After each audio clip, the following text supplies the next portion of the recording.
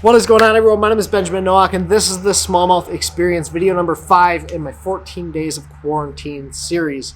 Now, these videos are coming out every night at 7:30 p.m. Eastern time for you guys to check out. But if you're interested in knowing on what my next 5 video topics are going to be, I'll have a schedule down in the description below for you guys to check out. And if you guys want to see something in particular, let me know down in the comment section because I can add that to the schedule. It always helps to get fresh ideas and content coming your way. And there will be a fishing video coming out tomorrow, so be excited for that. This video here is not the video that I originally intended to post.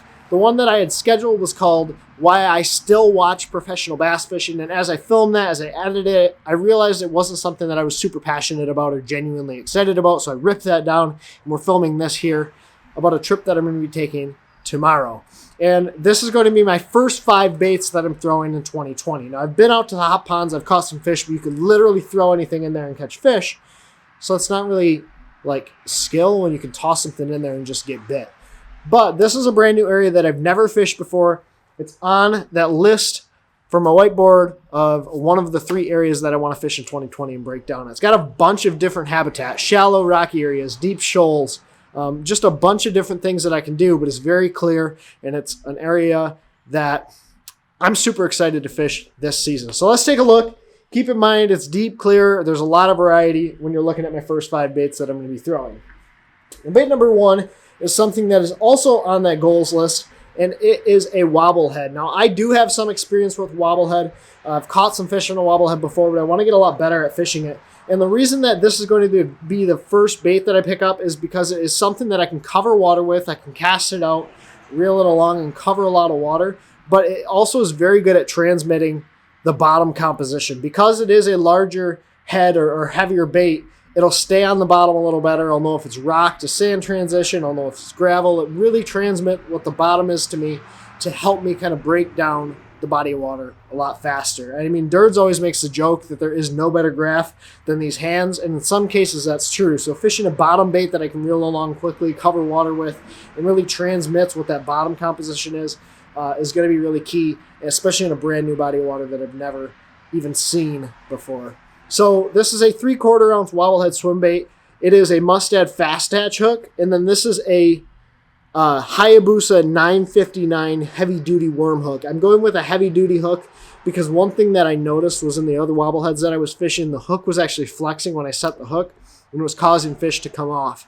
So we're going with a little bit more heavy duty hook on this Mustad Wobble Head. And then this is a Straight King Rage Menace grub. It's a really good bait. It's compact. It kicks. It moves a little bit of water, but it looks really natural down there in the water.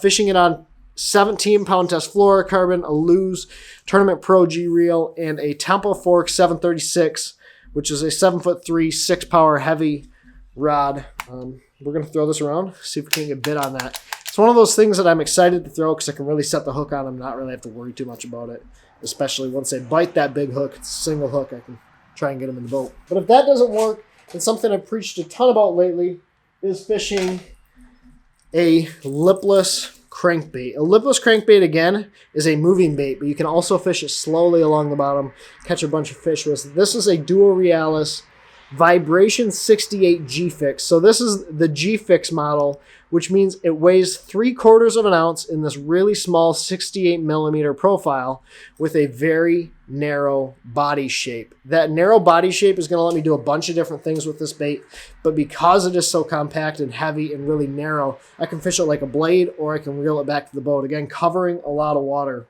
I don't plan on fishing really much more than like 15 or 18 foot deep, so having a bait that's compact and small will let this bait get down there to the bottom and call them fish from a long way. This is the Thule perch color. It really looks like a goby or like a perch, and that's really going to be a good color up here, and I've had a ton of success on this on Lake St. Clair in the past. By the way, PSA about Lake St. Clair. That would normally be one of my very first trips of 2020, but with the coronavirus going on, I'm really afraid to actually kind of make that trip. That is the epicenter, or that is the hub for Michigan for the coronavirus. So if you guys are planning on making a trip to St. Clair, be very careful. And I'm also encouraging you guys to like limit the number of people you're fishing with. I know this sounds really stupid, but if you're out there with 4 people in your boat, and one of them gets sick, or 3 people in your boat and one of them gets sick, I mean, you're passing this thing all over the place. So be really careful, cognizant of who you're fishing with. You're going to see me fishing alone by myself quite a bit, just because I'm trying to be really careful. I don't know what this thing's going to do. So I'm not going to be fishing a ton, but when I do, it'll probably be by myself. So bait number 2 is a small lipless crankbait, something that I can fish up in the water column or drag down there on the bottom. It's a Temple Fork Outfitters cranking rod. It's a 7.4 medium heavy. This is a Lew's BB1 Pro 6.4 to 1 gear ratio with 14-pound test fluorocarbon line. That is what I love to throw basically all of my lipless crankbaits on, really 14 to 17-pound tests. But since I'm fishing clear water, everything's going to be pretty much downsized for me. Setup number 3, we're moving to spinning gear. And spinning gear can equate to a lot of big fish, especially in the spring when fish get really finicky. But this is something that I don't have a ton of confidence in, although I know it catches a lot of giant fish, and that is a tube. This is a 3/8 ounce Crunchers Baits, the Shiz tube. It's basically a green pumpkin with some white like chunks and then purple and gold flake. It's a really good goby imitator. It imitates a bunch of different types of forage, though. Goby, perch, just really anything down there feeding along the bottom. A lot of my baits are going to be lower column baits because the water's still really cold. It's like 36 to 41 degree water temps. So fishing something low along the bottom is more apt to get you a lot of bites. Again, that's a big head in there. That is a 3/8 ounce size head. That is the Bite Me Baits Big Dude tube or something like that. It's a really unique profile, makes it look like a goby, and it actually comes through rock a lot better than a standard tube head, which is why I like it. One thing that I'm doing that I haven't done in years and years and years is fishing straight fluorocarbon line. And I've been watching a ton of Mark Zona. I've mentioned this in a bunch of my videos, but he fishes a tube on straight fluorocarbon because when he cracks his tube, as he calls it, as he snaps his tube, it doesn't move that bait as far along the bottom. I might regret this because I know fluorocarbon has a lot more line memory. It wants to jump off the spool a little bit more, but we're going to see. That's something I'm experimenting with. Straight 8-pound test fluorocarbon line. Lew's 3000 size Team Lew's Custom Pro reel, and then a Temple Fork Outfitters 7.3 medium heavy spinning rod. We'll see how that goes, and maybe tube will become one of my favorite springtime baits again, because I know in a couple years past it was a great bait for me to fish in the spring. Dirds kicked my butt on it last year and caught some mega giants, which is why I have it rigged up now. Now the next rod we're not going to get too much into. This is a sort of prototype model rod that I'm working on with Temple Fork for a couple different applications, but we're working on a hair jig rod, a spybait rod, something that can do some of these more really finesse, ultra finesse approaches. So I don't want to talk too much about the rod. It's a 7.6 medium light, moderate, fast action. So that kind of gives you guys an idea of what the rod is going to sort of be like. The bait I'm going to be throwing on here is a spybait. A spybait is something that I want to become a lot more confident with, and I think especially in the spring it can be a really, really unique bait that a lot of guys aren't throwing that will trigger a lot of fish. Again, remember, fish in the spring are looking to feed up. They're looking to get really fat before they go off to spawn. So fishing a spybait is something that you can reel through the column and really naturally imitate what those bass are keying on, which is bait fish, which is high protein, protein dense meals. So bait fish is a really good source of food for these bass in the spring. And using a little spybait like this is the new Duo Realis I-Class 80 spybait, is something that I think could really trigger a lot of bites. One of the other really popular things or really popular baits being fished around me lately is a Megabass Okashira screwhead. And it basically is a Swimbait head with a little prop on the back, which makes me think that they're going to eat a spybait as well. So I'm fishing this on that Temple Fork rod that I mentioned, and then a 5-speed gear ratio spinning reel. This is not a Lew's reel, but I like that slower gear ratio speed because I want to reel this bait really slowly through the water.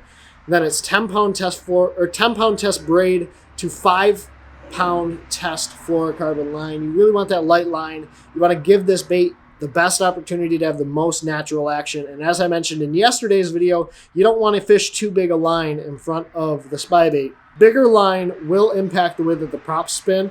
So going to that 5-pound test line, that really low diameter fluorocarbon line will help this bait have the maximum action as you reel it back to the boat. And then finally, this is a bait that I might pick up, might not pick up. I almost put it into like my honorable mentions, but you can't really go out in the springtime without a small body swim bait. So this is a 3/8 ounce Outcast Tackle Josh Douglas Goldeneye swim bait head with a little Kitech Easy Shiner. It looks like a perch, looks like a goby, it looks like a variety of different things that these bass are feeding on. I'm fishing it on a Temple Fork Outfitters 756 rod. It's a 7.5 6-power rod, 7.5 heavy rod with a moderate action. So what that means, a lot of the Temple Fork rods are going to a more moderate action, so a slower action, and that's going to allow the rod to load up deeper into the blank. So we're fishing these really high-powered, like super lines, fluorocarbon, braid, and so you don't need as strong of a rod. You don't need a rod that is as stiff as like a pool cue. I mean, the biggest thing that's been happening in our industry lately is you're going to all these rods that are super overpowered and don't have a lot of flex in them, and I think it's costing you a lot of bites.